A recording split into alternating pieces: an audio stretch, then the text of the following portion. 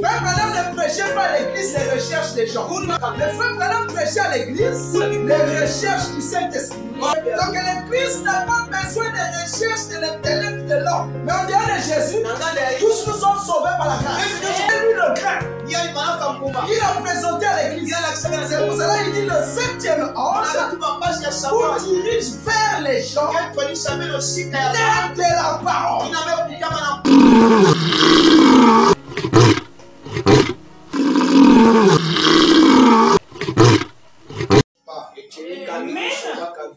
Dieu le même hier, aujourd'hui, éternellement.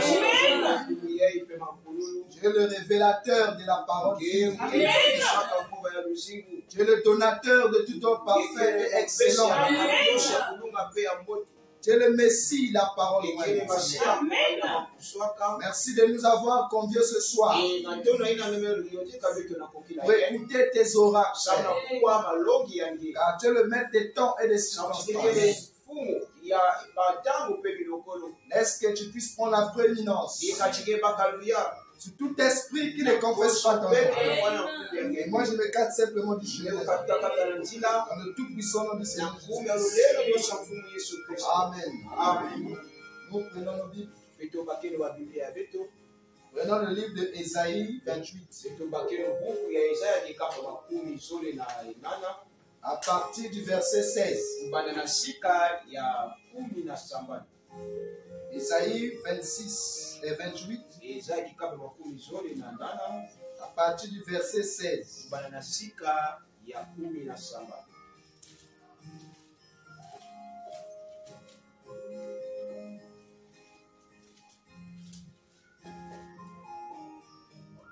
C'est pourquoi ainsi parle le Seigneur l'Éternel. Voici, j'ai mis pour fondement en Sion une pierre. Une pierre éprouvée. Une pierre angulaire de prix. Solidement posée. Celui qui la prendra pour appui n'aura point hâte de fuir. Et non, Apocalypse 10.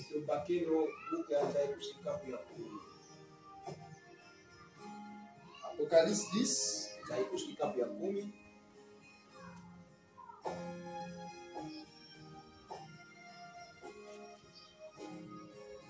Il y a une Bible là.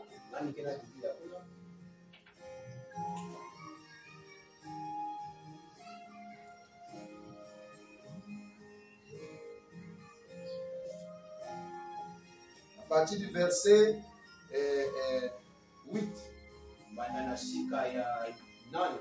Et la voix que j'avais entendue du ciel me parla de nouveau et dit: va prendre le livre ouvert dans la main de l'ange qui se tient debout sur la mer et sur la terre.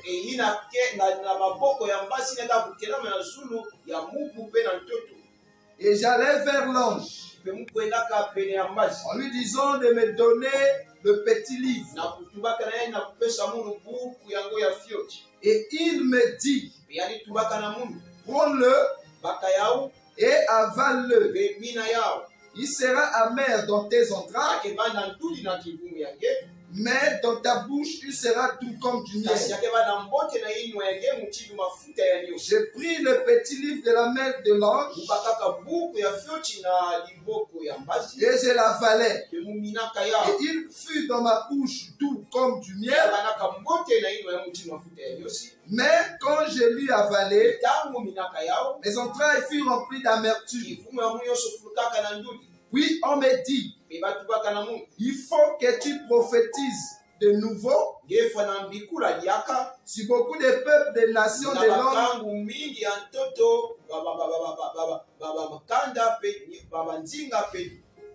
et des rois. Que le Seigneur ajoute la bénédiction à la lecture de sa parole.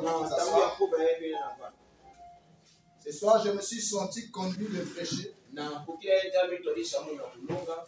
Je ne suis pas réveillé avec ça. Mais c'est aux environs de l'après-midi. J'ai senti dans mon cœur le désir de prêcher cet après-midi.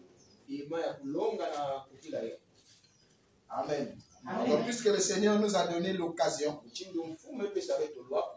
nous allons continuer sur notre sujet.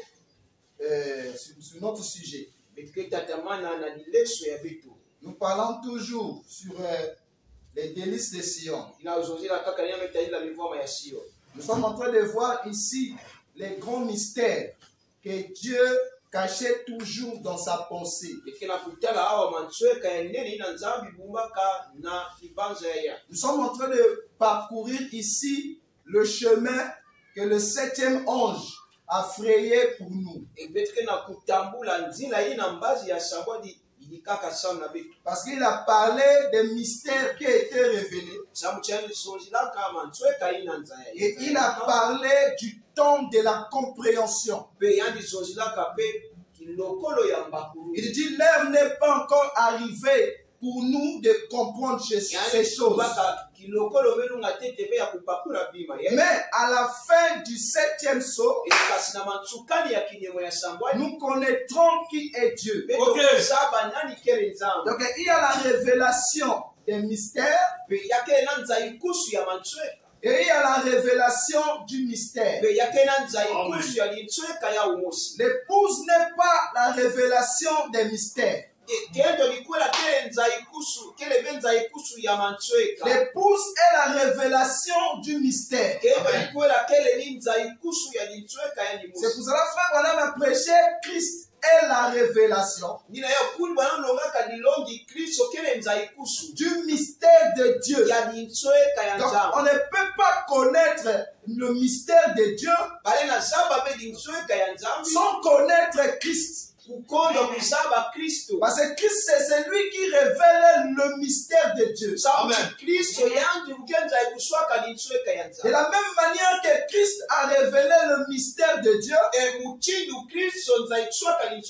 c'est de la même manière que l'épouse révèle le mystère de Christ. Donc le mystère de Christ, mais voilà, il dit, ce n'est pas écrit dans la parole de Dieu. Il dit c'est garder secret pour Dieu lui-même. C'est la raison pour laquelle il a dit que Dieu ne révèle pas tout aux prophètes. Il révèle aux prophètes ce qu'il doit connaître. Mais il ne peut pas connaître tout de Dieu. Donc il y a le prophète qui joue le rôle du messager, à qui certains mystères sont révélés. Et il y a l'épouse que le prophète par les mystères va chercher, à qui seront révélés aussi d'autres mystères. Parce que le mystère lié au prophète, de Dieu lié avec le prophète, n'est pas le même mystère de l'époux lié avec l'épouse. Parce qu'avec l'épouse, l'époux va un peu plus profond. C'est ça qui marque la différence entre ceux des âges et ceux qui viennent après les âges. Le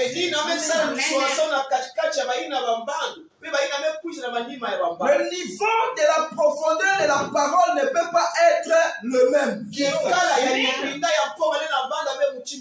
Donc la présence de l'époux est caractérisée par la profondeur de la parole. Parce qu'en ce moment-là, l'épouse parle de la part de l'époux. Il C'est ce qu'il dit dans le livre d'Ésaïe 30, verset 26. La lumière du soleil sera 7 fois plus grande que la lumière des 7 jours. Donc ici, on voit l'épouse qui manifeste les attributs de l'époux. C'est la raison pour laquelle les gens ont commencé à adorer William Branham. Parce qu'ils voyaient dans William Branham les qualités du soleil. Et il y a d'autres qui ont eu des songes. Voyons William Branham prêcher depuis le soleil. Et ils ont simplement conclu que c'est Jésus-Christ. Ils ont oublié que lui, il était la gerbe agitée. Un qu'on a tiré parmi ton dos pour manifester le ministère de l'épouse. C'est pour cela lorsqu'il y a eu une constellation des anges, lui, notre aîné, a été pris dans cette constellation parce qu'il était seul. Lorsque frère Branham prêchait, tout était lié à lui. Ce n'était pas encore l'expérience de Dieu avec l'église. C'était encore l'expérience de Dieu avec les 7 étoiles. Parce que quand Dieu traite avec les 7 étoiles, l'église n'est pas encore concernée. C'est seulement les étoiles qui sont concernées. Et l'église reçoit les effets bénéfiques de la relation de l'étoile et le soleil. Parce qu'il fallait d'abord amener la vie à maturité. Pour amener la vie à maturité, il fallait d'abord traiter avec les 7 étoiles. Parce que la mission des 7 étoiles, c'était porter la vie jusqu'à maturité. C'est pour ça que le premier qui a porté la vie, c'était Paul. Et les gens de son âge ont reçu le gage. Parce que la vie s'est manifestée en eux. En partie. Et on appelait cette partie le gage. Quelque chose qu'on vous donne. En entendant. En réalité, Dieu devait traiter avec l'église après les sauts. Mais comme il fallait qu'il y ait des gens qui servent de témoignage pour le passage de la vie, on a eu 7 âges de l'église. Et vous voyez qu'ils sont morts avec la conscience du péché. Ils recevaient la partie de Dieu. C'est comme lorsque vous avez semé un grain. Et chaque étape a une manifestation. La manifestation des tiges. De la tige a produit un certain nombre de croyants. Et lorsque nous arrivons à la manifestation des fleurs qui approchent, cela a manifesté un certain nombre de croyants. Et ceux qui ont vu la manifestation de la tige n'auront pas le même témoignage de l'arbre que ceux qui verront la manifestation des fruits. Donc le même arbre produit plusieurs témoignages. Il y a ceux qui ont vu l'ensemencement. Ils parleront de l'ensemencement du noyau. Ceux qui verront la naissance, ils parleront de la naissance de l'arbre. Ceux qui verront la maturité, ils parleront de la maturité de l'arbre. C'est pour cela, quand il y a eu une manifestation, Dieu prenait les gens qui ont eu le témoignage. Les enlevait. Il les amenait à dormir. Pour ne pas qu'il y ait confusion. Parce que ceux qui voient la maturité, ils auront un langage.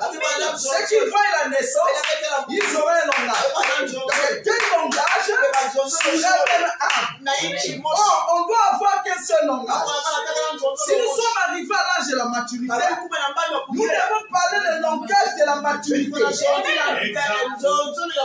Il faut aussi qu'il y ait des gens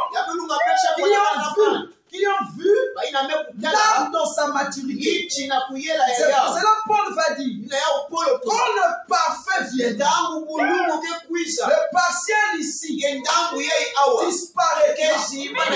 Qu'est-ce qu'il appelle partiel? Ce n'est pas que la parole était partielle. Non, frère Madame a prêché la Bible. Et le plus grand écrivain de la Bible, c'est Paul. Il dit le partiel, c'est l'enseignement. Nous ne connaissons pas quel type de fruits nous allons voir plus tard. Nous ne connaissons pas comment les épreuves que cet homme va subir. Retenez ici que notre mission, c'est de voir les fruits qu'a produit l'arbre. C'est-à-dire quand le parfait viendra, c'est-à-dire nous ne parlerons plus de l'enseignement. Nous allons parler ici des fruits de l'arbre. Parce que chacun en mangeant l'arbre aura un langage. C'est ça, frère Madame prêche. La restitution de l'arbre de l'épouse.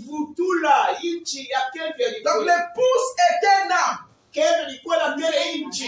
vie de Christ est un arbre qui a connu ses débuts et qui a connu sa fin. C'est pour la frère Madame va dire, à la fin du 7e saut, nous connaîtrons à l'enseignement du 7e saut, on ne connaît pas encore qui est Dieu.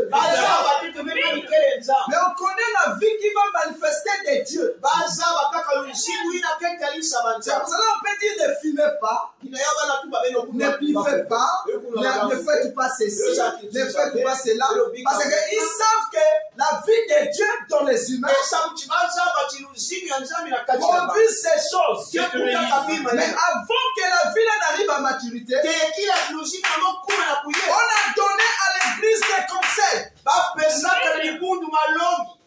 me dit, avant que le mystère ne soit prêt, c'est que moi je peux vous dire, vivez correctement. Soyez pieux. C'est ce que Frère Madame dit. Mais il dit à la fin. Mais nous ne faisons pas la quittée. Nous ne faisons pas la fornication. Nous ne faisons pas toutes les choses. Mais non, quelle manifestation dont tu parles? Est-ce que tu es avec moi? C'est pour cela, dans le message des frères Branham, il y a la parole qui est le lait. Là, se retrouve tout le monde. Et il y a la parole dans sa maturité. Là, il n'y a pas tout le monde. Amen. Frère Branham a dit, vous devez développer la parole. Vous devez creuser le message. Les jeunes gens viendront et ils prendront ceci. Ils amèneront ça plus loin. Cette écriture a suscité beaucoup de confusion. Ce n'est pas un homme qui amène le message au loin. Frère Branham a déjà prêché le message dans sa maturité. Frère Branham a déjà prêché le message dans sa maturité. Mais le temps de voir ça n'était pas encore là. Le Saint-Esprit n'avait pas encore éclairé les prédicateurs de voir le message dans sa maturité. C'est pour cela que quand les gens découvrent ça aujourd'hui, ils ont l'impression que cela commence avec lui. Amener le message plus loin ne veut pas dire mettre les tons de brochures sur la tête et le répéter au peuple de Dieu. Amener le message plus loin ne veut pas dire faire des recherches pour édifier le peuple de Dieu. Amener le message plus loin ne veut pas dire aller dans l'archéologie pour amener pour édifier le peuple de Dieu. Il y a un problème qui s'oppose. Au temps de William Branham, il n'avait que la Bible et l'ange. Donc prêcher pour lui c'était pas facile. Il fallait aussi qu'il aille faire des recherches, voir certains frères, certains auteurs qui parlaient de certaines choses. Mais quand il venait, l'ange censurait ça. Frère Branham ne prêchait pas à l'église les recherches des gens. Mais frère Branham prêchait à l'église les recherches du Saint-Esprit. Donc l'église n'a pas besoin des recherches de l'intellect de l'homme. Combien même ça soit bien. Mais l'église a besoin des recherches de la révélation que produit le Saint-Esprit dans les humains. C'est pour cela nous aujourd'hui, nous avons le message, nous avons la Bible. Il y a suffisamment des points de doctrine dans le message que nous devons décortiquer avec l'aide du Saint-Esprit. C'est pour cela ceux qui ne sont pas éclairés, ils ne verront pas le message dans la maturité. C'est ça qu'avec moi.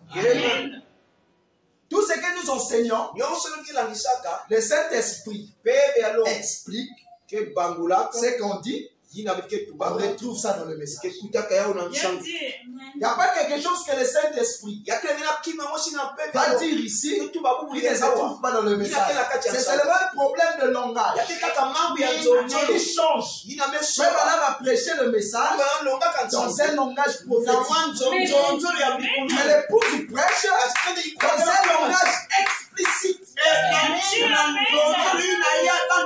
Mais c'est la même chose. Ce n'est pas deux messages, mais c'est le même message expliqué par l'épouse. Et ça donne l'impression que c'est le nouveau message. Non, c'est le même message, mais expliqué par l'épouse. Donc l'épouse a compris le langage de l'époux et il vient expliquer au peuple de Dieu. C'est pour cela là où il n'y a pas l'épouse, il n'y a pas explication du message. Frère Madame dit, je vais dire à envoyer une lettre à Meda. Ou Meda peut m'envoyer une lettre. Il va dire, Billy, je suis assis sur le tabouret. Et les enfants dorment. Ça c'est le langage de Meda. Ça c'est un langage que tout le monde connaît. Parce que la lettre sera saisie de la main de tout le monde. Mais frère Madame dit, moi-même, quand je vais prendre ça et le lire, je comprendrai ce que Meda veut dire dans l'écriture qu'elle n'a pas dit. Donc il y a une compréhension littérale du message et il y a une compréhension surnaturelle du message. Amen. Des compréhensions différentes. Il y a l'expérience du Saint-Esprit avec l'église et il y a les enseignements du Saint-Esprit. Des choses différentes. Les pentecôtistes avaient l'expérience du Saint-Esprit. Mais ils n'avaient pas les enseignements du Saint-Esprit. C'est William Branham qui est venu avec les enseignements du Saint-Esprit. Donc il y a le Saint-Esprit sous la forme de la puissance et il y a le Saint-Esprit sous la forme de l'enseignement. C'est ce Saint-Esprit que Jésus avait laissé à l'église. C'est lui qu'on appelle le consolateur. Jésus a dit, il vous enseignera sur toute la vérité. Donc l'enseignant de l'église, c'est le Saint-Esprit. Or, le Saint-Esprit n'agit pas en dehors de l'homme.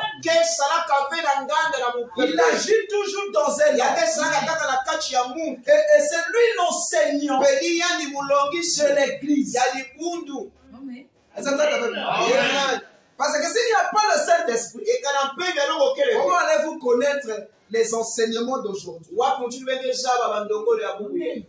Parce qu'on avait dit à Jean, mange le livre. C'est-à-dire, mange le message. Deviens le message. Prends ta position d'épouse. Quand ta conscience sera éveillée, que tu es épouse, c'est en ce moment-là que tu dois aller prophétiser à nouveau. Amen. Amen. Amen. Parce qu'il y a la prophétie et la vie prophétique. La prophétie est différente de la vie prophétique. La prophétie, c'est quoi? Je vous enverrai Élie le prophète. Ça, c'est ça la prophétie. Dans la prophétie se trouve la vie de la prophétie. Donc Élie de Malachie 4 n'est pas encore manifesté. La vie là se trouve dans la prophétie. C'est pour cela que tous ceux qui meurent en croyant la prophétie sont sauvés. Mais lorsque la prophétie prend forme, nous n'allons plus dire je vous enverrai Élie le prophète. Parce qu'Élie le prophète est déjà là. Nous devons maintenant écouter qu'est-ce que Élie le prophète dit. Parce que c'est le message que donne Élie le prophète qui est la continuité de la vie qui était dans la prophétie. Pour que l'église reçoive son message, il faut que Élie parle. Si Élie ne parle pas, il n'y a pas de vie. C'est la même chose avec l'épouse. Frère Madame a parlé au sujet de l'épouse. Et il est parti. Frère Madame ne nous a pas présenté Jésus dans la maturité. Vous croyez ça? Jean-Baptiste a présenté à l'église Jésus dans sa maturité, à l'âge de 30 ans. Il n'a pas présenté Jésus à l'église quand il avait 2 ans, ou 10 ans, ou 20 ans. C'est à l'âge de 30 ans. Donc Jésus avait déjà atteint la maturité. Et Jean-Baptiste présente à l'église Jésus dans la maturité. Amen. Mais frère Branham présente l'église Jésus dans sa naissance. C'est ça qu'on appelait le 7e sort. Des choses différentes. Jésus dans la maturité et Jésus dans la naissance. Jésus dans la naissance, c'était lui le grain. Il a présenté à l'église. C'est pour cela qu'il dit le 7e ange vous dirige vers les gens nés de la parole.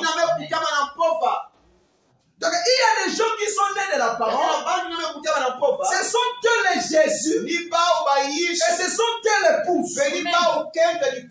Amen. Donc l'épouse aujourd'hui, c'est Jésus de Galilée. Dans d'autres corps. Parce qu'il a les mêmes vertus qui se trouvaient dans ce Jésus de Galilée se trouvent dans l'épouse. Alors lorsque cette prophétie s'accomplit, l'épouse en ce moment-là devient le porte-parole direct de Dieu. Alors quand il est le porte-parole direct de Dieu, il y a un message qui caractérise sa position.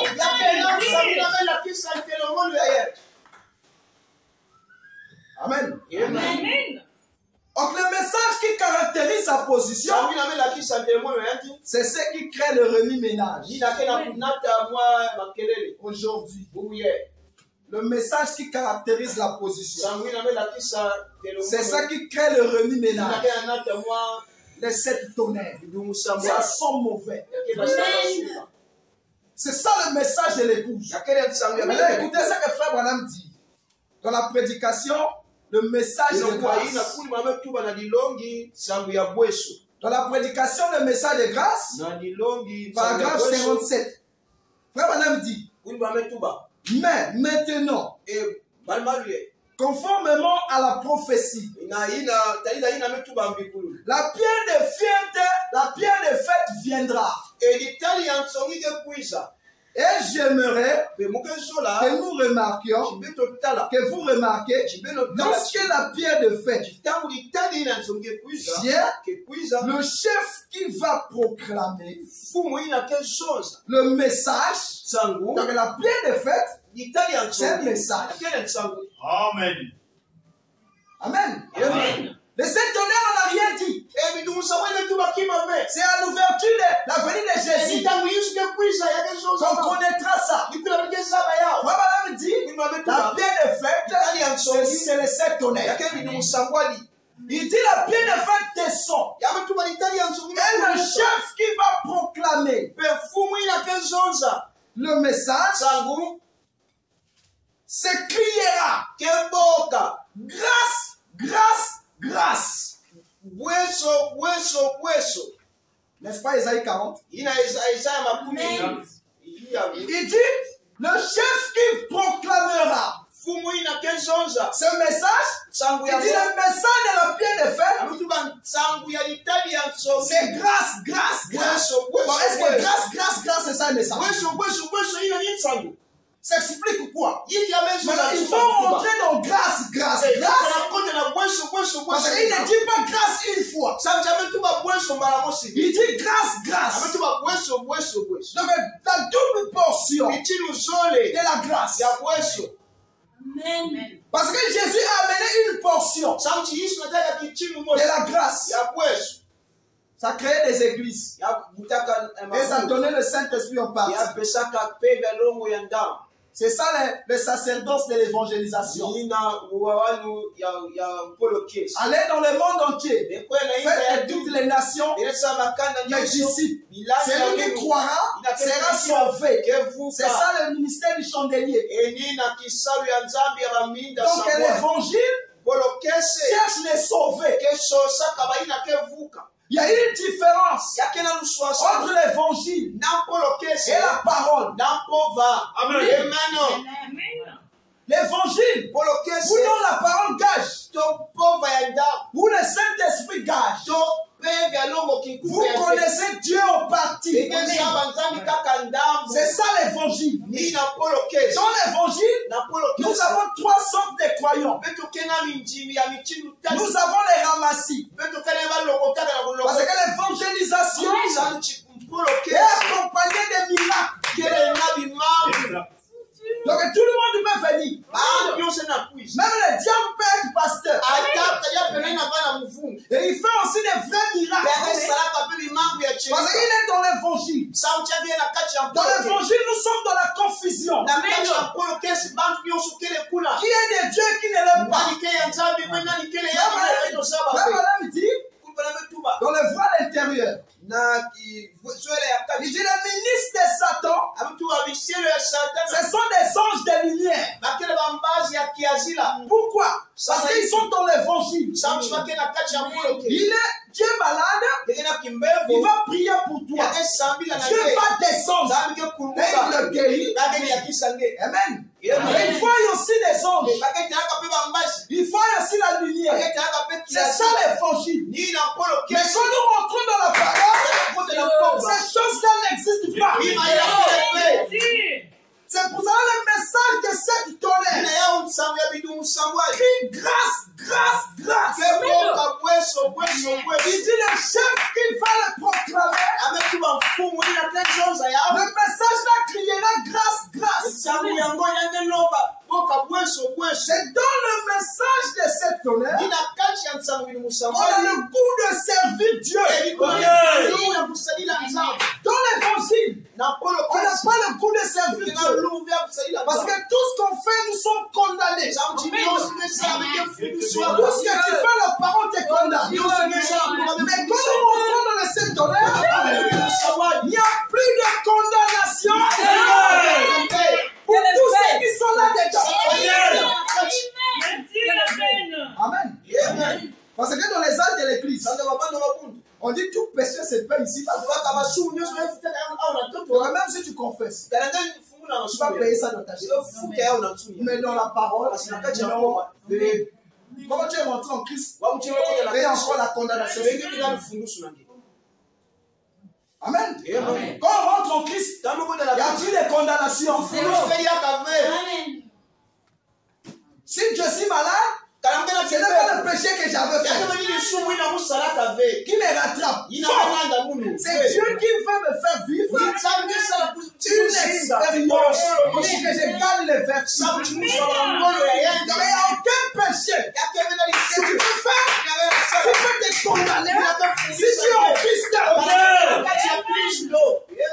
là où nous trouvons le goût d'être appelé fils de Dieu. Parce que le message de cette tonnerre ne vient pas pour condamner les gens. Maintenant, quand on parle de la grâce, c'est que nous sommes dans une condition de chute. Il y a pouvoir. On ne peut pas parler de la grâce sans disgrâce. Donc nous sommes dans la disgrâce. Et comme nous sommes une partie de lui, aucun prophète ne peut nous sortir de là. Lui-même, il fait. Il dit grâce, grâce. Le chef qui va le proclamer, qui va proclamer le message, c'est criera grâce, grâce. Donc il n'y a pas une autre méthode aujourd'hui. Oh, le monsieur là fait partie de l'épouse. Voyez son message. Si ça crie grâce, grâce. Si ça ne crie pas grâce, grâce, c'est pas la pierre de fête. Parce que dans la grâce, nous avons le ciel et la terre. Les morts en Christ sont là. Le seul qui n'avait pas été sauvé par la grâce est Jésus. Mais en dehors de Jésus, tous nous sommes sauvés par la grâce. Même quand les gens disent que Jésus est plus que frère Branham, ils ne savent pas quoi ils disent. Frère Branham est sauvé par la grâce. Mais Jésus n'a pas été sauvé par la grâce. Donc la disgrâce appelle la grâce. C'est qu'il y a grâce, grâce. Car c'est par la grâce que nous sommes sauvés. Ce n'est point par les œuvres. Amen. Parce que la grâce là ne tient pas compte des œuvres. Donc la grâce des âges tenait compte des œuvres. Mais la grâce de cette tonnerre ne tient pas compte des œuvres. Maintenant, cela tient compte de quoi? Du rôle que tu joues dans le corps de Christ. C'est ça, c'est un scandale. Ici, Dieu ne voit plus les œuvres. Mais il voit maintenant le rôle. Parce que le problème du péché, a été réglé. 2000 ans passés. Mais ici, Dieu vient maintenant traiter l'homme. Quand il vient pour traiter l'homme, il faut que l'homme soit malade. C'est pour ça qu'il dit, ça ne regarde plus les œuvres. Nous ne sommes pas sauvés parce que nous avons les œuvres afin que nous... il dit, nous ne sommes pas sauvés. Ce n'est point par les œuvres afin que personne ne se glorifie. Oh, moi je ne fais pas. Moi je ne dis plus. Il dit, la grâce de cet honneur va au-delà de ça. Amen. C'est ça l'ouverture des sceaux. Beaucoup de prédicateurs se sont tués. Il n'y a plus de prédication. Il n'y a plus de continu. Mais comment vous allez prêcher la grâce? Comment vous allez prêcher la grâce? Le message de la pierre de fête, c'est la grâce. Mais comment vous allez prêcher ça? Quand ils essaient de prêcher, ils attaquent les pasteurs. Ils attaquent les frères. Ils attaquent les sœurs. Ils attaquent le président. Vous êtes déjà disqualifié. Nous ne sommes pas sauvés par la grâce, afin que personne ne se glorifie. Et le message de grâce a été foulé aux pieds des hommes au point qu'ils sont devenus une disgrâce. Amen. La Bible dit la grâce est grâce. Pour celle ou celui qui l'accepte comme grâce. Or, quand on parle de grâce, la grâce c'est le royaume des cieux que disait Jésus est au milieu des fous. Ça n'a même pas d'aspect physique. Parce que la grâce de Paul ou la grâce de Pierre, c'était qu'il soit l'ami du Messie. Ça c'était sa grâce. Imaginez sur toute la terre.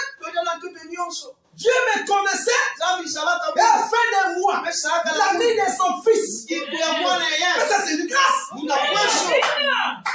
Mais celui qui est grâce, on le voit, il n'a pas l'aspect de la grâce. C'est pour ça qu'il dit beaucoup foulent le message. Le message dont il parle ici, ce n'est pas le verbe. C'est l'homme. Parce que le sectionnaire, ce n'est pas un message. C'est un homme. Amen. Il foule ça au pied. Et quand il foule ça au pied, on dit ça devient une disgrâce. Et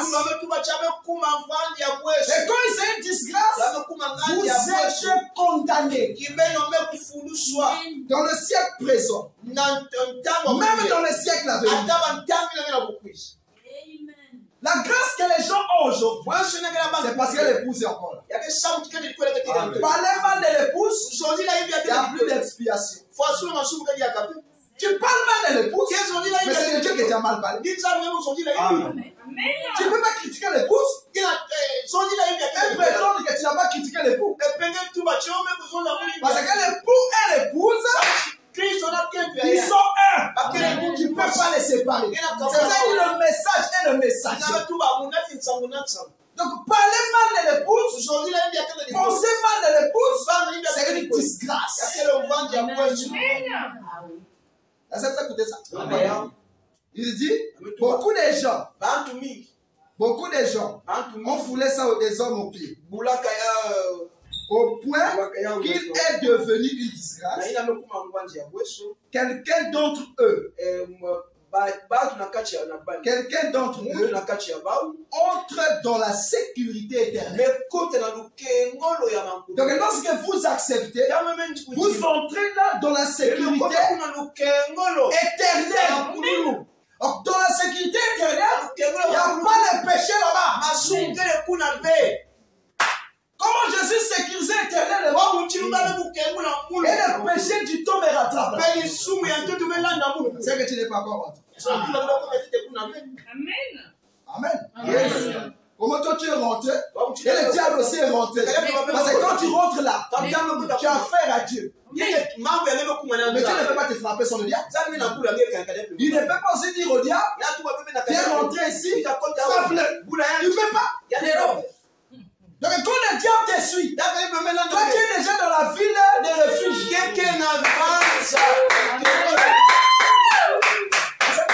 Peu importe ton péché, dis la Bible. Quand tu rentres dans la ville de refuge, même l'ancien est incapable de te frapper. Tu es dans la zone de sécurité. Le diable va t'attendre à la porte. Mais je ne sortirai plus. Il sera fatigué, il va s'en aller. La Bible dit, même si tu as tué, tu rentres dans la vie, les refuges, tous tes péchés te sont pardonnés. C'est ça le message de grâce. Amen. Il dit sécurité éternelle. Il dit ceux qui n'entrent pas, dans tout, mais le véritable message de grâce reste le même. Il dit, non, revenons. Il dit, quelques-uns d'entre eux entrent dans la sécurité éternelle. D'autres entrent dans tout. Mais le véritable message de grâce reste le même. Et c'est là que Satan essaie d'éloigner la chose de l'Église. Mais c'est pur. C'est pur. C'est pour ça. C'est par la grâce de Dieu que nous sommes sauvés. Amen. Pour qu'on parle des grâces de Dieu, il fallait que Jésus vienne. On a compris que Dieu nous a aimés. Dieu a tant aimé le monde. Il a donné son Fils unique afin que quiconque croie en Dieu. La Bible dit crois en Dieu. Croyons en lui. Ne périsse point. Donc tu ne peux pas dire je crois en Dieu. Jésus t'a dit. Croyez au Fils. Et la vie éternelle. Jésus a dit que vos cœurs ne soient point troublés. Croyez en Dieu. Et croyez aussi en moi. Donc, il y a une croyance. Est-ce que c'est une croyance?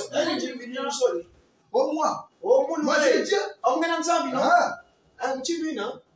Il n'y a qu'une seule croyance. Quand il dit croyant en Dieu, c'est la révérence. Mais Dieu qu'il parle en lui, il sait que tu ne peux pas croire en Dieu sans le connaître lui. C'est vous avez dit, si votre père c'est Abraham, vous devez le connaître. Si vous dites que Dieu est votre père, comment vous ne le connaissez pas? Et vous dites que vous croyez en Dieu, mais comment vous ne connaissez pas que ça c'est son envoyé? Et lui, Dieu, il n'a pas de maison. Sa maison, c'est moi. Mais vous dites que vous croyez en Dieu. Ça, c'est quel Dieu que vous croyez? Vous croyez au papier. Vous ne croyez pas en Dieu. Beaucoup de gens ne croient pas en Dieu. Ils croient la lettre du message. Parce que s'ils croyaient en Dieu, ils devaient connaître sa demeure. Amen. Il dit, Jésus était la grâce. Il est venu comme la grâce. La loi, c'est le Père. Le Fils, c'est la grâce. C'est pour cela que quand la loi rentre dans la grâce, la loi devient le pardon. Ce n'est pas la grâce qui pardonne, mais c'est la loi dans la grâce qui pardonne.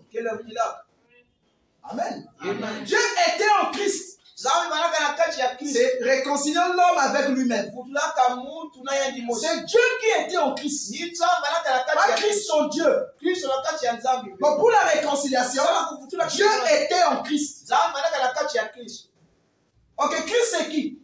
C'est la partie amour. Christ c'est l'amour. C'est pour cela, pour que lui il ait la faculté du pardon, lui la loi, il fallait qu'il rentre dans l'amour. Et quand il rentre dans l'amour, devant la femme surprise, en flagrant délit, c'est Elohim qui pardonne cette femme dans Jésus. Amen. C'est Elohim qui le pardonne. Et quand Jésus parle, c'est le jeu. Je te pardonne. C'est Elohim qui le pardonne. Parce que la grâce dans la loi, ou la loi dans la grâce, c'est ça et c'est tonnerre. Amen. Il dit écrit grâce, grâce. Il s'écrit grâce, grâce. Ok, la grâce, c'est la consolation du peuple. Moïse était la grâce pour Israël. Si Moïse n'était pas là, le peuple ne devait pas être consolé. Maintenant, voyez ce qu'il dit dans Ésaïe. Il dit, il a posé une pierre en Sion, une pierre éprouvée, solidement posée. Donc on n'a pas posé ça dans la faiblesse. On a posé ça dans la force. Et parce que ça pesait trop. Amen. Amen. On a posé ça. Il dit c'est lui qui prendra pour appui cette pierre n'aura point hâte de fruits.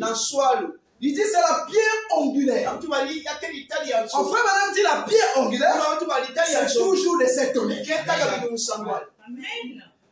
Frère, madame dit encore. Non, c'est que Zorobabel posait la pierre angulaire, c'était dans le milieu des acclamations.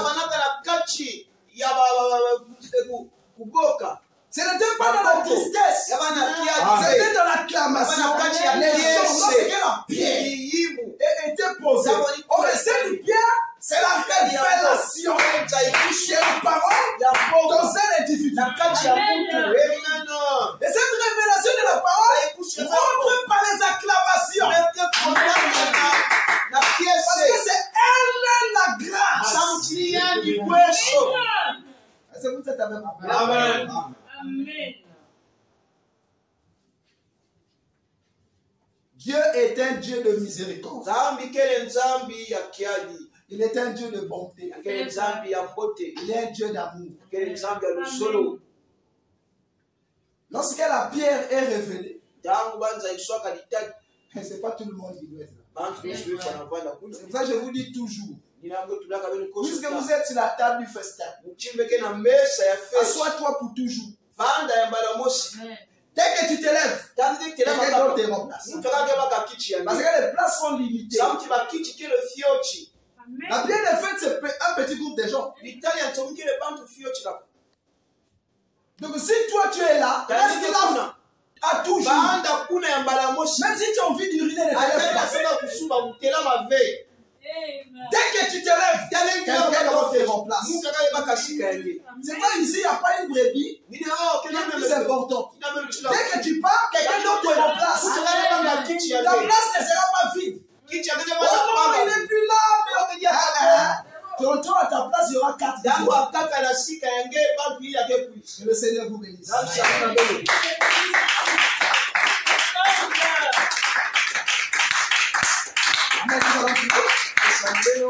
C'est vrai que nous n'avons pas fini. Mais nous n'avons que commencé. Puisses-tu honorer toujours ta présence au milieu de nous. Nous ouvrons ta parole. Bénis les cœurs qui ont reçu cela. Cela vient de lèvres balbutiantes. Mais toi, le Saint-Esprit, l'écho de la parole, Continue ça dans le cœur de tes Amen. enfants. Je sais que Père, toi, c'est toi le grand enseignant. Tu parleras de ça mieux en eux que ce que j'ai dit ce soir. Et simplement effleurer. Mais toi, tu iras dans les profondeurs. Bénis ce message. Que partout il sera écouté. Bénis tes enfants qui effectueront de longs voyages. Puisses-tu être avec eux. Toi la grâce. Toi les saints tonnerres. Sois avec eux. Dans le tout puissant nom du Seigneur Jésus. Amen. Que le Seigneur vous bénisse.